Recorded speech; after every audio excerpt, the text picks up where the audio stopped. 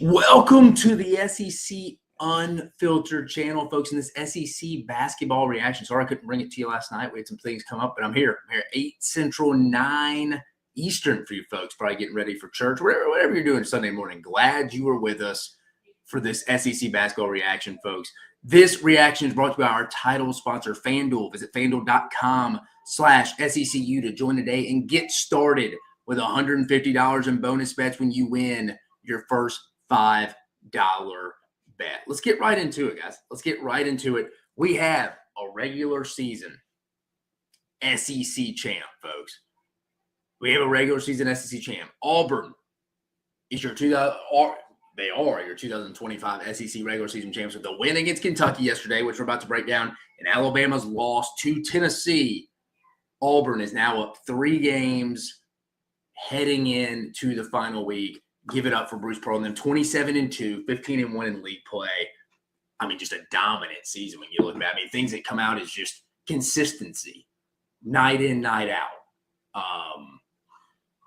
Really no bad games. I mean, Florida's a top 5 team, I think, who can legitimately win the national championship. So this isn't that wasn't one where they went and dropped one to like Georgia. Now they almost did, but still they did. Arguably the best college basketball conference of all time. I mean, what a season for Auburn. Tip of the cap. A lot of guys that have been in that program understand their role in an elite level. Bruce Pearl, master motivator, deep team. It feels like it's somewhat. I mean, it's always Johni Broom's the foundation, but he didn't even have a great game yesterday. I mean, you've had Denver Jones step up, Miles Kelly, Tahad Pettiford, Chaney Johnson. I think if it wasn't probably for Caleb Grill, wins the SEC Sixth Man of the Year. I mean, Dylan Carwell plays his role specifically. It is a true team. They have an edge about them. They have a chip. They play with a chip on their shoulder. But give it up for Auburn. Just a dominant performance, no brainer. Have been the best team in the conference by far. By far, hasn't really even been that close. And there's a lot of good teams in this league. But let's start with the Tigers. First thing they had to do was take care of business themselves, getting the 94-78 win over Kentucky. Auburn shoots 51% from the field, 46% from beyond the arc. Kentucky, 46% from the field, 23% from around the arc. Jackson Robinson did not play for the Cats. Kentucky, though, I thought they crashed the boards pretty well. I mean, 38-23 rebound advantage, plus 15 there for the Cats. Total turnover 18. Even at home, 18 is going to each beat Auburn. A mature group only turning the ball over 8 times in that possession. Auburn's largest lead was 22. Kentucky got up 1 early in the game. Auburn controlled most of this game. They're up 15 at half. Miles Kelly's first half outbreak really kind of set the tone where Kentucky was playing catch-up the whole time. I thought their front court played well. They kind of held Johni Broome, they held him in check in that first half. But again, Auburn has other people. They're starting to develop that a little more. They're very comfortable within themselves. Again, only 9 points. 6 boards for Johni Broome, 22 points for Chad Baker-Mazara, and 30 for Miles Kelly, 10 for 17 from the field, 9 for 14 from beyond the arc. Tahad Pettiford coming in, making some phenomenal mid-range floaters, 21 points, 6 for 10, 1 for 4 from beyond the arc. For Kentucky, again, I didn't think it was terrible. I mean, 20 points for Andrew Carr, who's been dealing with a lingering back injury. Amari Williams, 13 points, 21 points for Kobe Brea, 15 for Lamont Butler, who did play in this game. So, not a lot from the bench, only 5 points from the bench compared to Auburn, who gave the Tigers, 29 difference there. And let's be honest, Auburn's just better than Kentucky. I mean, that was their first win in Rupp in 20 years? I think they were saying 20 years, but Auburn improves to 27-2, like I mentioned earlier, 15-1, the SEC regular season champions of the 25 season. Kentucky drops to 19-10, 8-8 in league play. What's next for Auburn? What's next for Auburn? At Texas A&M and Alabama. So 2 tough games, but Auburn could lose both those games, and they're the number 1 overall seed, I think, in my opinion. I mean, you win the SEC this year, you should get that. You win the SEC this year, Bruce Pearl should be the national coach of the year. You win the SEC this year, Johni Broome, I know he didn't play great yesterday, should be the national player, Naismith player of the year. I just think you got to give the league the benefit of the doubt. You got to give Auburn the benefit of the doubt of being the most consistent team night in, night out in college basketball. And they may not even win the national title because it's such a crapshoot, 1 game, single elimination.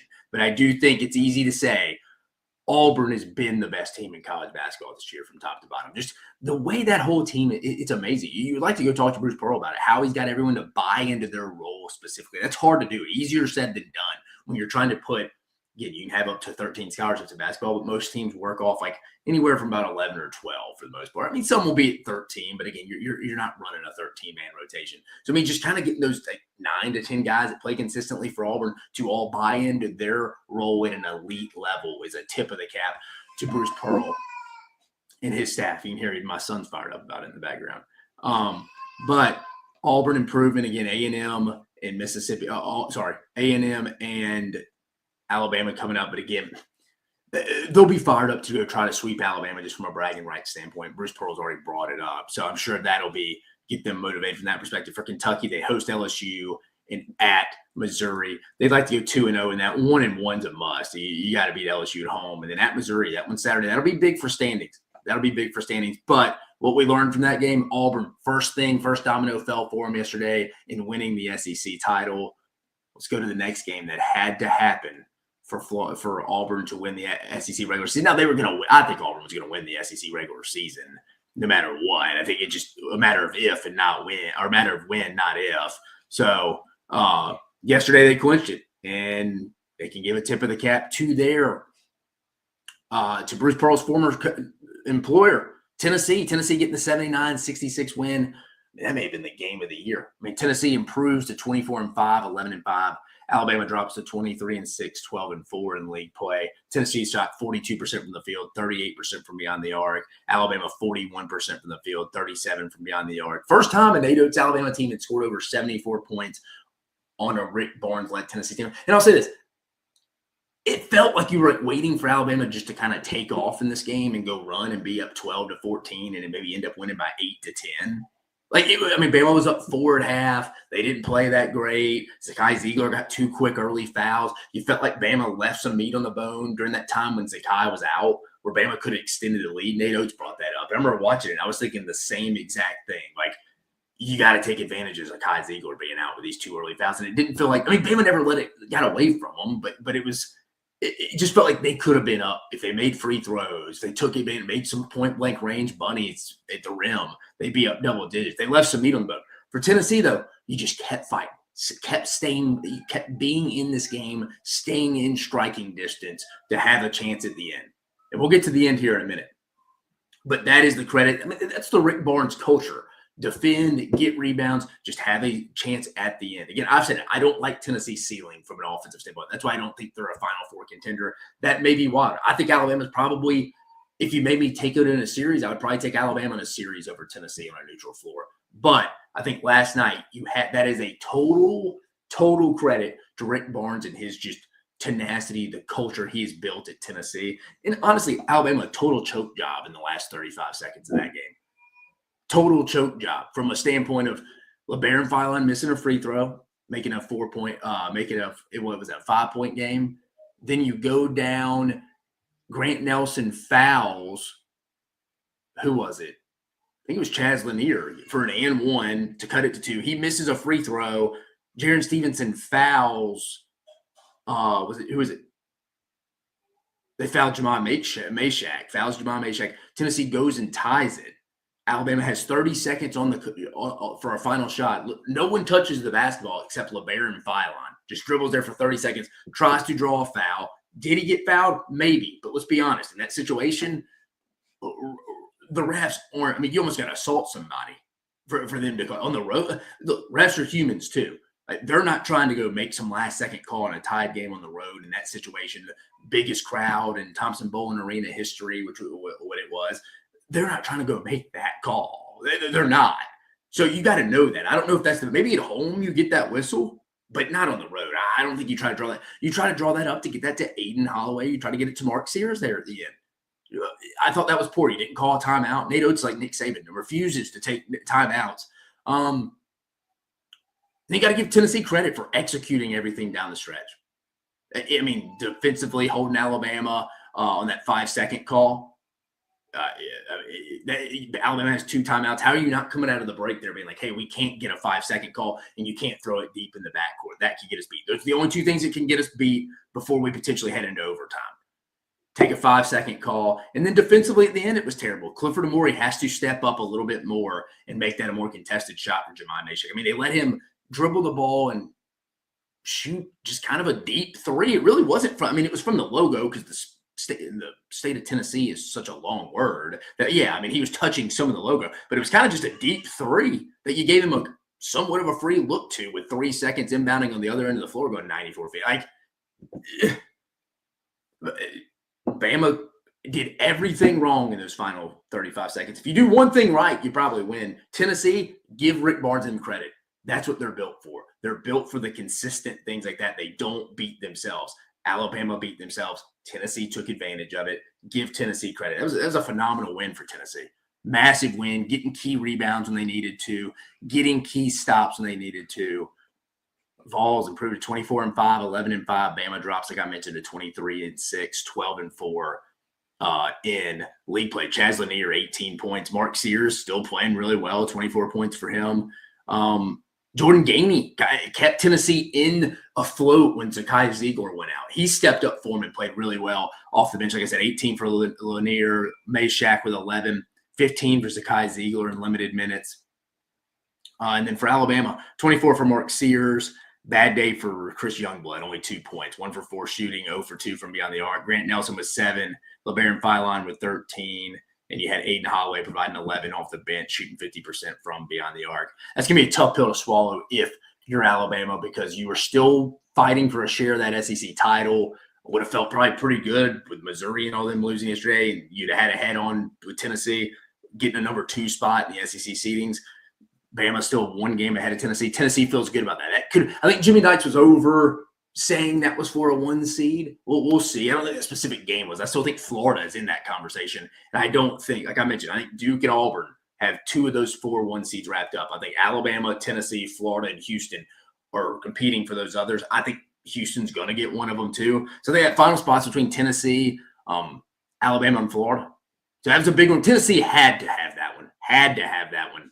Alabama still got a shot, but man, schedule's tough. Tennessee, a little bit easier schedule down the stretch. They go to Ole Miss and then host South Carolina. At least would think they go 1-1. I think they got a decent shot to go 2-0 in that, depending how they fare at the Pavilion. For Alabama, your tough stretch continues. You go back home to host Florida in a gotta-have-it game if you want a 1 seed. Alabama and Florida probably have. I mean, for Tennessee's probably hoping Alabama wins that game because it pushes Florida back a little bit more, and Tennessee can kind of at the end of the season be like, we split with Florida, we beat Alabama head-to-head, we have the higher net, give it to us. I mean, if you're Rick Barnes in Tennessee, you're hoping Alabama wins that, and then Alabama finishes it up at Auburn, where Auburn be a hostile environment there with them trying to finish off the season sweep. So Tennessee had to have it, got it. Phenomenal play to keep your head on, to keep the emotions low, and just play Tennessee type of basketball to finish that game out yesterday.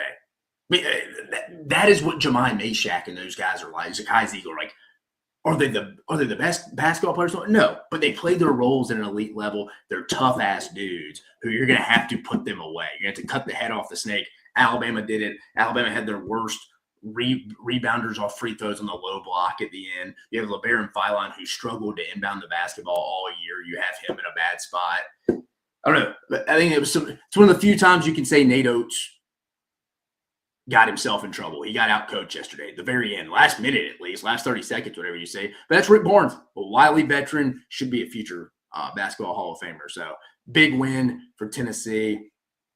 Man, that'd be a tough one if you're Nate Oates. That'd be a tough flight back to Tuscaloosa. And probably the game of the year in the SEC. I mean, it was a fun game across the board. Next, Florida getting the 89-70 bounce-back win against Texas A&M.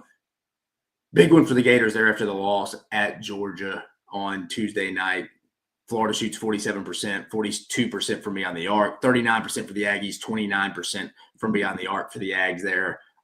Really, I mean, you like what Will Richard did, 25 points. Florida led pretty much this whole way. I mean, they were up 9.5. A&M pushed it to 6 in the second half. Wade Taylor made some tough shots. Derek Phelps made some tough shots to keep them within striking distance, but it never really felt like A&M was going to win this game. That was kind of the vibe on this one. Both teams didn't shoot free throws great, really. But +5 for Florida in the rebounding margin. Total turnovers 4. Largest lead for Florida, like I said, 19. A&M was up 6 at one point. But Florida had to have this. I liked it. It was just a good spot for Florida to come back to. Again, A&M trying to end a 3-game losing streak. You look up like, hey, Florida coming off a loss. Dang it. And then Auburn comes to town. Maybe you can get Auburn sneaking a little bit after Auburn's kind of But that's not really how that Auburn team operates. I mean, tough spots for A&M. I mean, that's the SEC. You can't let one loss turn into 3 or 4 like we have for A&M right now. I mean, I was on Texags doing a basketball segment with them last week. I was just like, it's just A&M. It's just like you're trying to lose in that 3-game losing streak, and you look up at your schedule and you get Florida at the worst spot coming off a loss. And Todd Golden echoed that, like, hey, guys, we can't let this loss to Georgia turn into 2 or 3, or we're going to be off that one line. But Pharrell Payne with 14 for A&M, Solomon Washington with 10 for A&M, 16 for Zurich Phelps, Wade Taylor with only 11.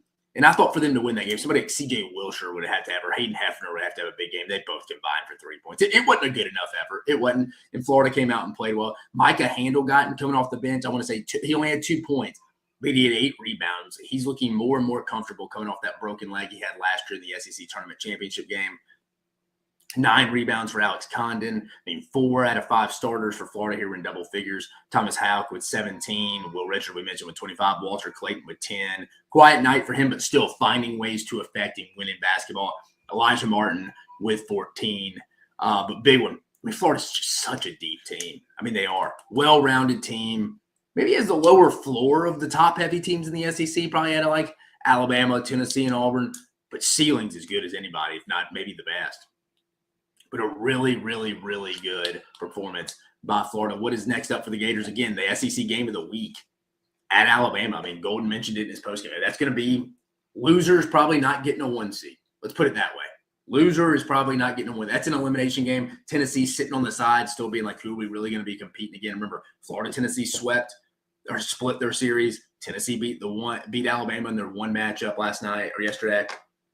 Florida and Alabama have only played once, and they play on Wednesday night at Coleman Coliseum. That is the game of the week in the SEC. Circle that one, folks. Wednesday, March 5th, 7 p.m. Eastern on ESPN2. Ole Miss, and then they wrap up with Ole Miss at home next Saturday at 5 p.m. So big one coming up if you're a Florida or Alabama guy following that. What is next for Texas A&M? They're just trying to get this monkey off their back. I mean, at some point, Auburn comes to town. I mean, I say they got Florida in a good spot. They actually are getting Auburn in a good spot. Auburn really has nothing to gain in this game. But I don't think that's how this Auburn team operates. I think they go out there trying to take your soul every night. That's just how that team operates. Then A&M finishes up at LSU, where you would think that would be it. But, man, finishing up the season losing 5 out of 6, and that's what they'll be favored to do. But I kind of like A&M in the spot on Tuesday night. Again, I mean, it wouldn't make me think any different of Auburn. I get it. I mean, it's just kind of a you breathe if you're Auburn there a little bit. That's what normal teams would do, but we've seen this year. Auburn isn't a normal team. They are a complete monster the way they're locked in, night out. But Florida getting the big win sets up a big, big matchup on Wednesday night down in Tuscaloosa at Coleman Coliseum, folks. Moving next, Missouri, Vanderbilt, Memorial Magic. Vanderbilt 97-93 overtime win, folks.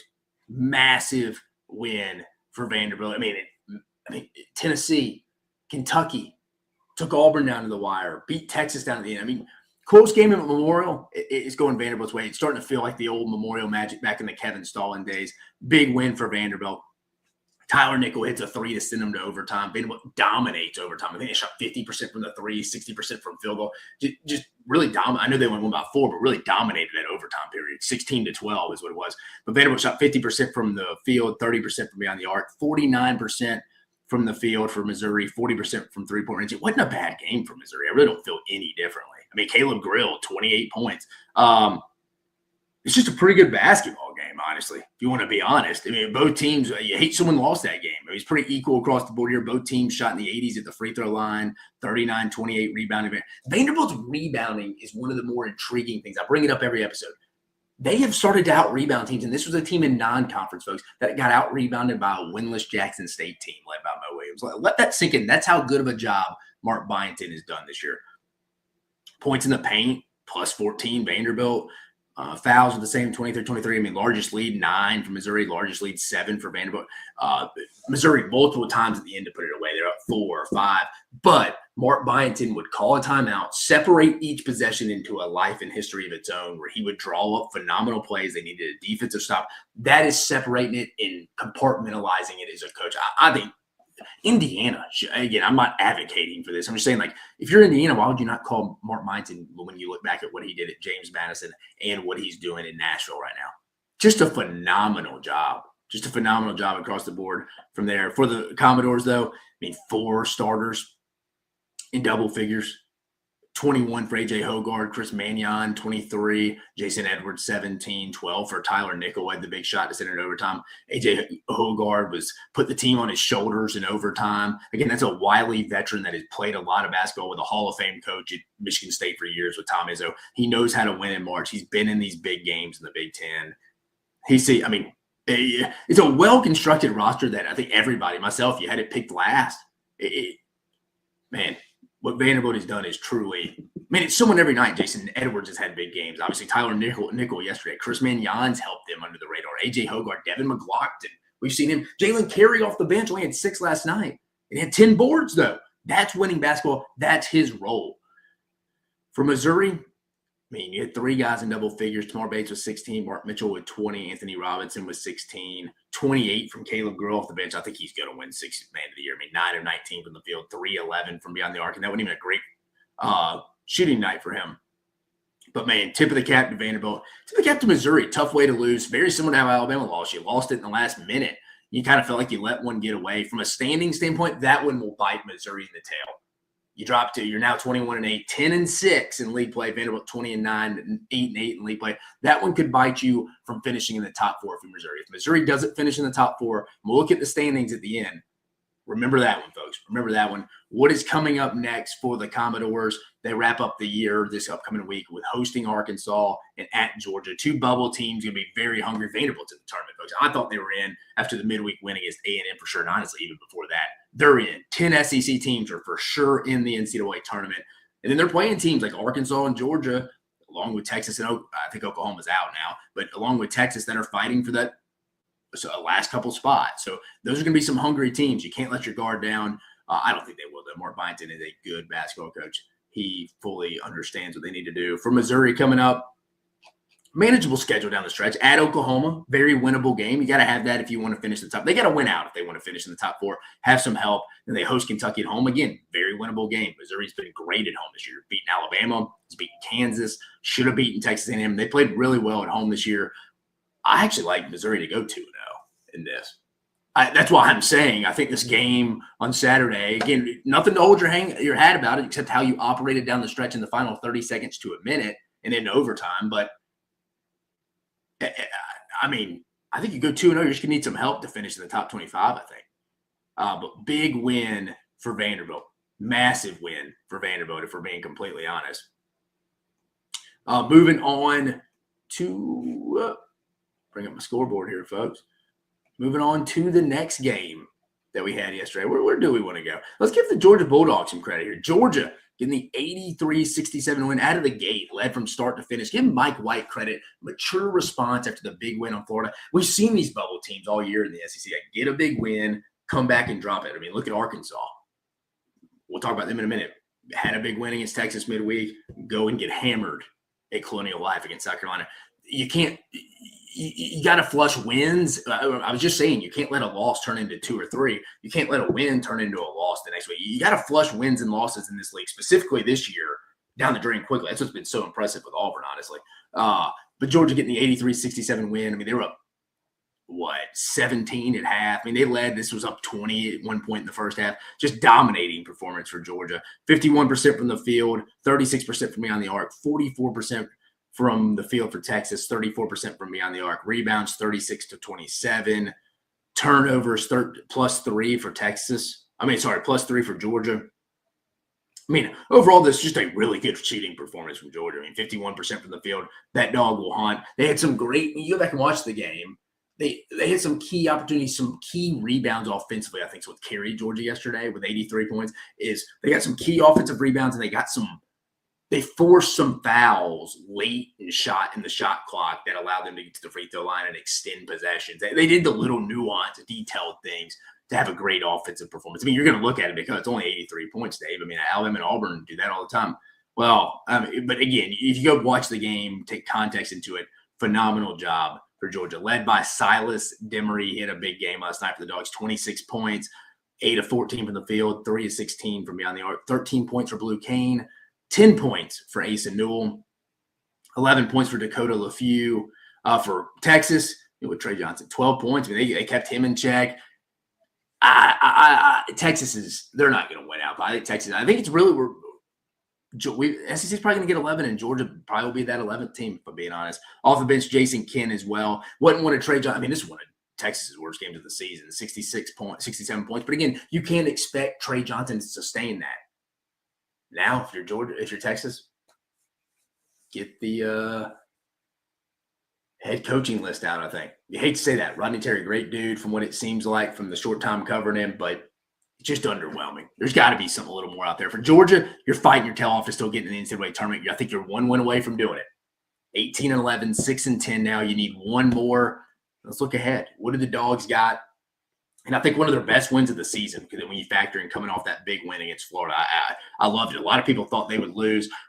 Manageable schedule at South Carolina and Vanderbilt. I think if you're Mike White, you got to lock in. And I think you're fired up. South Carolina beat Arkansas because you can go point to your team and make. If we walk into this building, folks, RJ, Silas, Blue, Asa, we can get beat. We can get beat bad.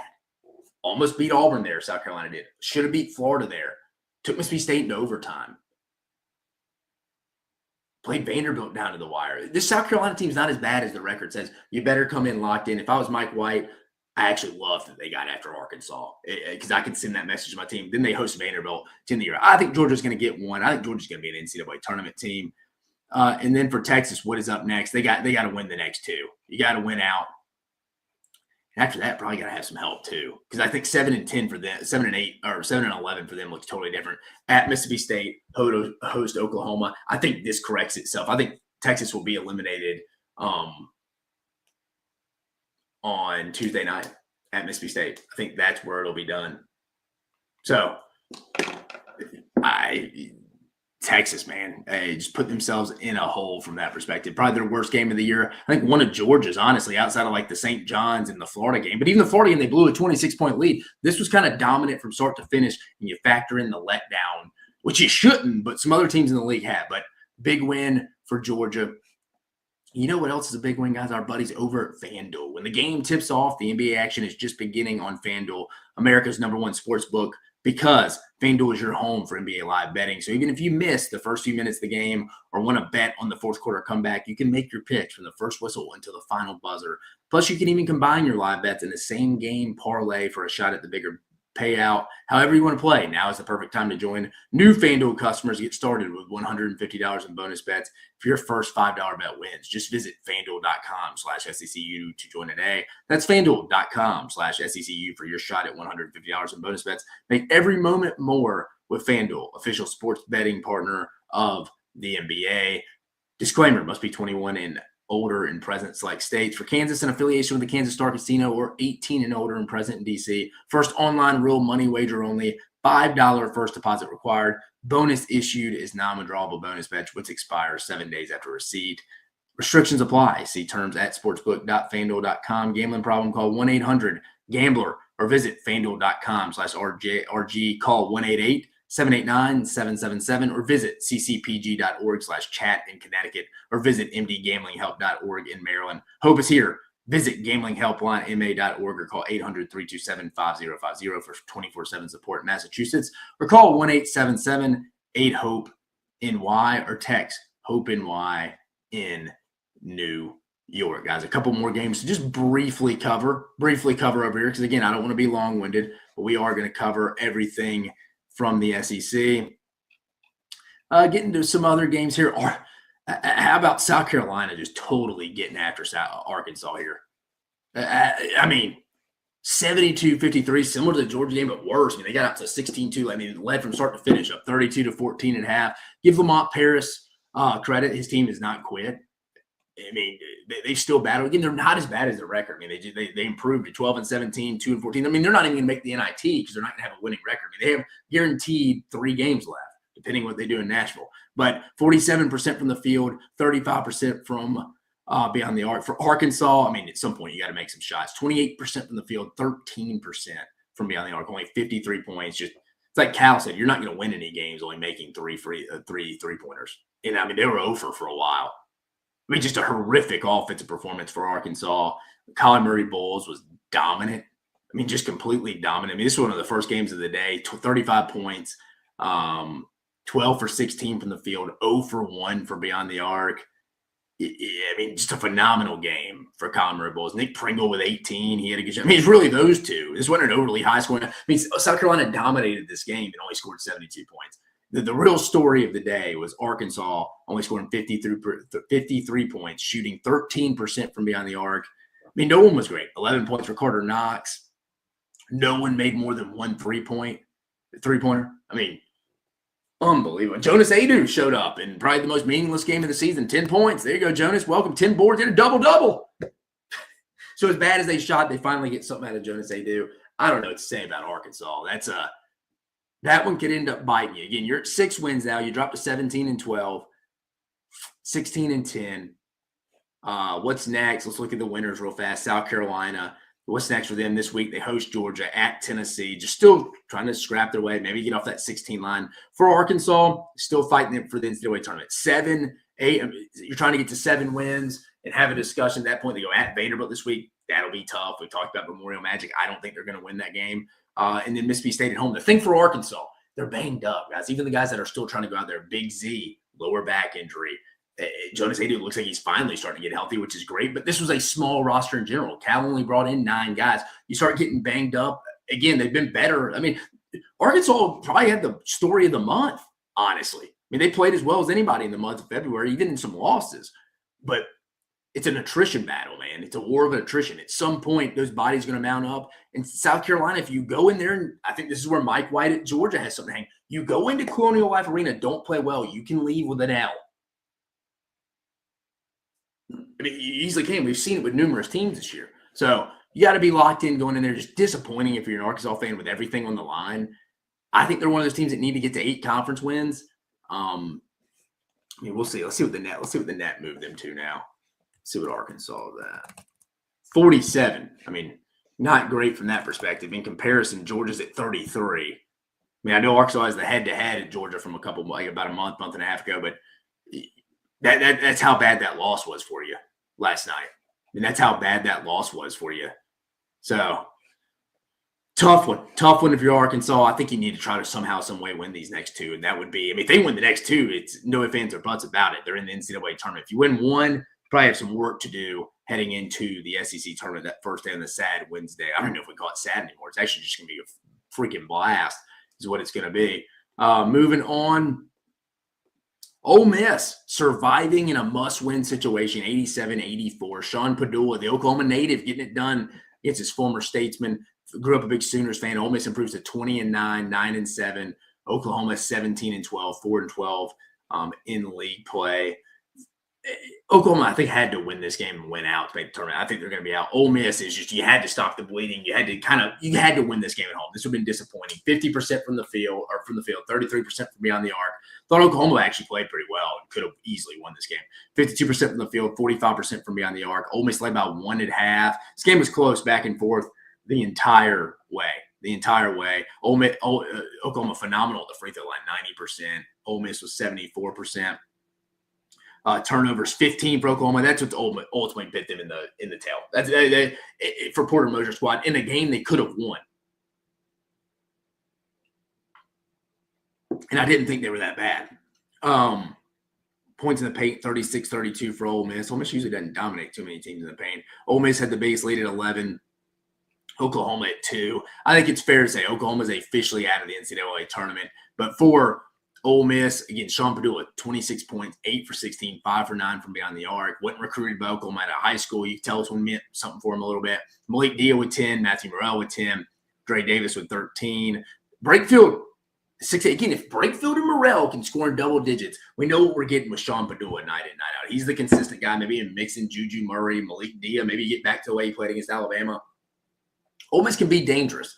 I think they're going to be well coached in the tournament. They just had to get some win just to get this off their back. I think they did. For Oklahoma, I mean, Duke Miles with 15, Jeremiah Fears with 13, Dayton Forsyth coming off the bench, 25 points, 7 for 9 from the field, 4 or 5 from beyond the arc. But what is next for the Rebels? Ole Miss will host Tennessee at home this week before traveling to Florida. So one of the tougher schedules down the stretch, probably along with Alabama to finish out the year, for being honest. That's 2 of the top 4 teams, top 5 teams in the league probably. Ole Miss needs to get one. You'd like to get one if you're Ole Miss. I mean, you would. You would like to get one to improve. I mean, at least to finish the year out at what, 10-8. If you get one, you're 10-8, which would be a phenomenal. You're probably a top 5 or 6 seed in the NCAA tournament. For Oklahoma, they're just going to need a lot of help. I think they're done. They would for sure have to win out versus Missouri at home and then at Texas. Could they? Maybe, but I don't think they do. I mean, either way, the most they can get is 6 wins. That's not going to be enough. And think about it, folks. This was a team. It was one of 3 teams, Oklahoma, Florida, and Tennessee. It rolled into the conference play undefeated, and Oklahoma's probably not going to make the NCAA tournament, folks. And then finally, quickly, Mississippi State hangs on. Kind of an ugly game for Chris James' bunch, but Mississippi State hangs on and getting a win against LSU at the Hump, a game you had to have after a bad performance against Alabama during the midweek. But Mississippi State gets the 81-69 win. It was a little closer than that. I mean, LSU was up 2 at half. Mississippi State outscored them 14 points in the second half, and that was kind of the separator. A closer game than the score indicates. State shot 56% from the field, 33% from beyond the arc. LSU, 39% from the field, 25% from beyond the arc. I mean, let's see the turnover.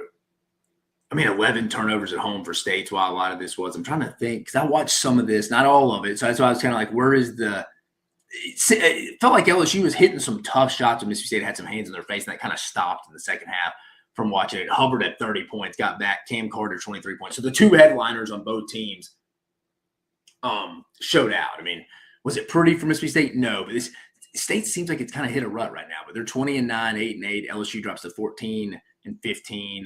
13-13. What is next for Mississippi State? Mississippi State's last 2 games, Texas at home, at Arkansas. I think 2 very winnable games. At least you want to go 1-1. You're 8-8. That would at least get you to 9-9, 500 for sure locked in. Chris Beard goes to his 3rd straight NCAA tournament in 3 years in Starkville. For LSU wraps up their season guaranteed, like with South Carolina. About 3 games left, depending what happens in Nashville. At Kentucky this week, and then host at A&M to finish the season, folks. But before we get you out of here, let's look at – I'm going to share the screen here. Pull up the SEC standings.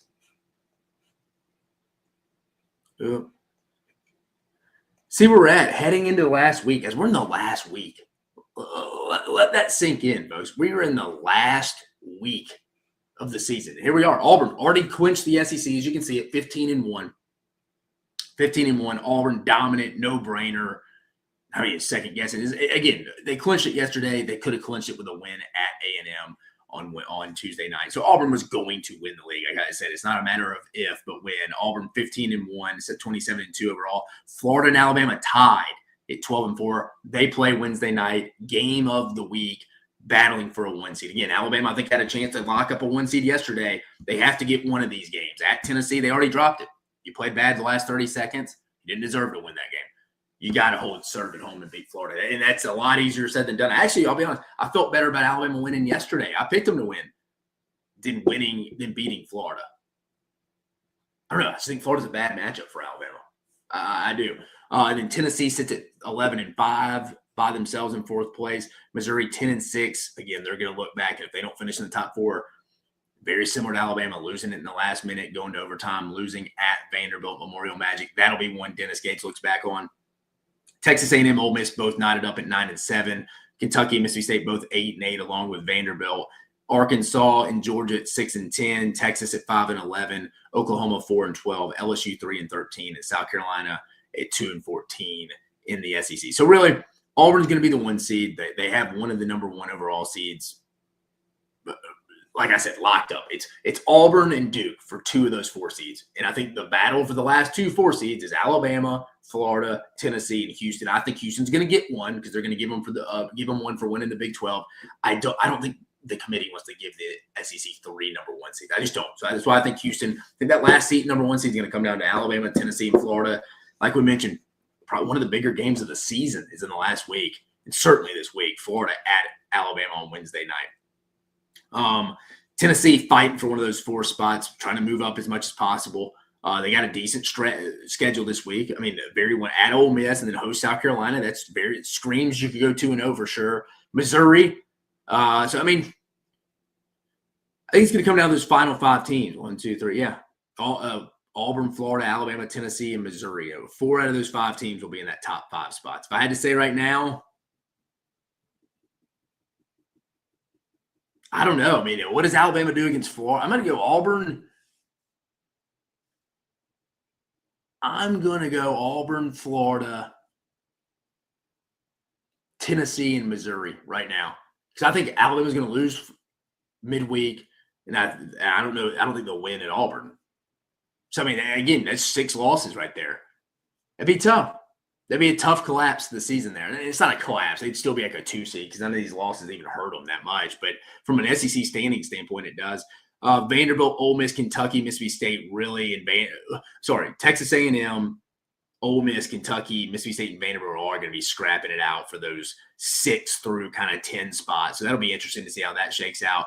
Then Arkansas and Georgia 6 and 10. I think Georgia's 1 win away from getting an NCAA tournament bid. It should happen this week. I mean, you would think they'd like to get one of these this week. I think it starts midweek at South Carolina, Texas 5-11, Oklahoma 4-12, LSU 3-13. In South Carolina, 2-14. So really, what we're watching again, I said last week that it's not the race to win the league. Wouldn't even. I think once Auburn went into Tuscaloosa and won, everybody's like, "Yeah, Auburn's going to win the league." And I think a lot of people thought they were going to win the league before that, and myself included. But still, that's where you kind of felt like it was locked. Now, who's going to finish second in the SEC is one of the bigger storylines, and I think who's going to be kind of in that. Who finishes second in the league? Who finishes in the top 4? And who finishes like? How does that 6 through 10? How do those spots shake out? In my opinion. That's kind of what I'm looking forward to heading into this last week. But, man, it's been a phenomenal year. We got 1 more week left of the regular season. Then we have Nashville. Then we have the NCAA tournament. There's going to be 11 teams. I think Georgia's going to get that 1 more win. And I think Arkansas or Oklahoma and obviously Texas are going to miss it. I think we're going to get 11. And I've said it for a while now. I think we're closer to getting 11 than 13, like some people say. But phenomenal Saturday yesterday. We had the game of the year, Alabama, Tennessee. We crowned a champion, an outright SEC champion. Auburn rolled Toomer's Corner. The team was watching it at the bus as they went to Toomer's Corner, I believe, as they were getting off the bus from coming back from their win against Kentucky. So Auburn, we all knew it. If you have 2 eyes, you knew Auburn was the best team all year. And Auburn is your 2025 SEC regular season champs, and they have more goals and aspirations to go. But for Dave Shumate, your head college basketball analyst, I'm fired up to bring it to you this Sunday morning. Remember, guys, this reaction is brought to you by our proud sponsor, FANDUEL. Visit FANDUEL.com/SECU to join today and get started with $150 in bonus bets when you win your first $5 bet. But for Dave Shumate, you have a great rest of your Sunday. I will see you on Tuesday night.